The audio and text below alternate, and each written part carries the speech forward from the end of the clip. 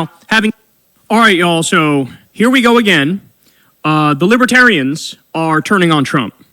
And look, I have mixed feelings about this. I will say, I'm sure you all know this already, but I have a love-hate relationship with libertarians, and they have a love-hate relationship with me. Because when you're talking about foreign policy, for example, I agree with libertarians and they agree with me, but like 90%. Drug policy, we agree completely. Civil liberties, we agree completely. But when it gets to economics, we could not disagree more. I mean, you're talking social democracy versus anarcho-capitalism. You cannot get to more polar opposite philosophies. Exactly, but the thing is, you know what it is about labels and names: anarcho-capitalist, social capitalism,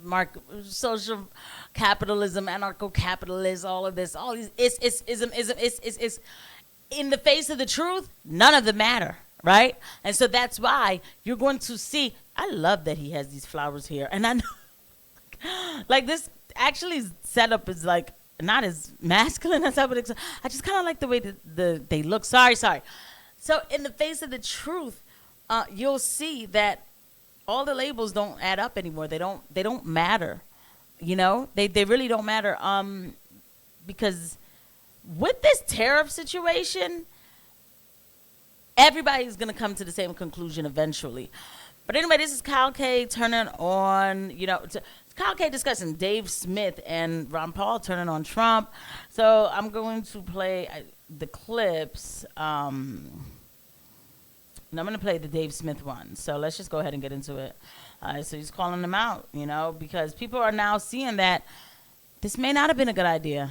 Crystal Kyle and Friends before. I forget what the topic was that we talked to him about. But anyway, he's been on Crystal Kyle and Friends before. Let's see what he has to say about Trump, specifically when it comes to foreign policy. Here we go. They were like, they'll probably cheer him on if he launches a war in Iran. And then I saw one guy underneath that said, he goes, I know Dave Smith sure will. And okay, it's just like a comment on Twitter, but I was just like blown away. And I'm not blown away by much, but I was like, does anybody? Please forgive me. I'm doing this on the fly. I thought that they were going to start off with talking about the tariffs. But I see they're not. The tariffs is a huge one. I'm still doing my research on it, but nothing. I pray that I'm wrong. Please don't forget to like and subscribe button and a notification bell. We could go right into it with the foreign policy because I live there. So that's fine with me.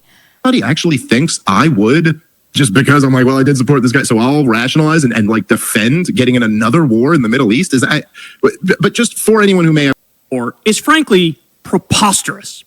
So that person's point is, well, hold on, you didn't draw the line against Trump with any of his other warmongering policies. So why would they think you're going to do it this time if he launches a war with Iran? So to lay it out for you in no uncertain terms, in Trump's first term, illegally increased drone strikes 432%. He did a total of 2,243 drone strikes in his first 2 years. And then he got rid of the reporting laws around it, so he didn't have to tell you about the drone strikes he was doing. To put that in perspective, he blew Obama out of the water when it came to drone strikes, and Obama was called the drone president. Okay, he did. They used to call Obama. But he did blow him out of the water with that. But it's just, you would have to know that, right? If you're already like kind of if you're doing the lesser of two evils thing. Now, the one thing I will say is, as time has gone on, Qasem Soleimani, like, that's insane that we were involved in taking him out. But when you would look at Trump in the interviews, he said, well, Israel was supposed to be involved with this. They let us take the heat for it. So my thing is, if you already know that this is how they deal, because our foreign policy is the Israel lobby, period, right? And it's hard to push back on it, right? But coming back in, it got thicker. So I just don't know why people expected to get an anti-war president. We're doing so many drone strikes. So that's just one example. As you know, he kept us in Iraq. He kept us in Afghanistan. There was a 330% increase in... This is why I don't like dealing with the left. Like, Jesus, man. Like, he did meet with the Taliban to get us out of Afghanistan. We were supposed to get out May 25th, but Biden pushed it to September, whatever. And then, that's when all of the hubbub happened. When we lost 13 soldiers, And for that can't be forgotten. I'm sorry. Yeah, I'm over Trump. I am. But I cannot lie about things. Like, come on, man. See, it's a bit much. You could go straight to the donors. and civilian deaths in Afghanistan when Trump was in office. He bombed Syria twice. He bombed Somalia. He occupied a third of Syria and bragged about taking the oil, which of course is colossally illegal. He increased the Pentagon budget every single year. He let Israel So does every president. illegally annex the Golan Heights, which is Syrian territory.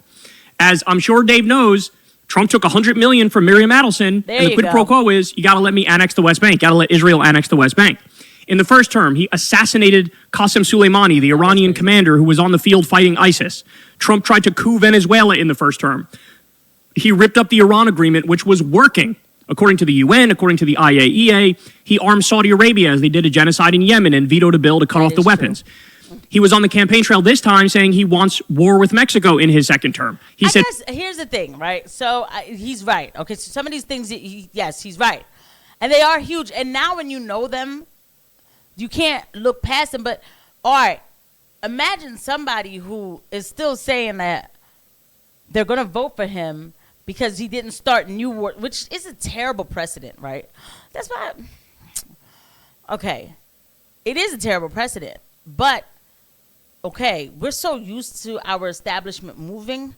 If it doesn't feel like a war, we don't even notice it happen, right? At the same time, because I was under that blanket of like, nah, things are chill. And they were kind of chill. Maybe they were more covert. I don't know. But before this election, I was like, there's no way we get a Donald Trump presidency and we don't make it to Iran in some fashion.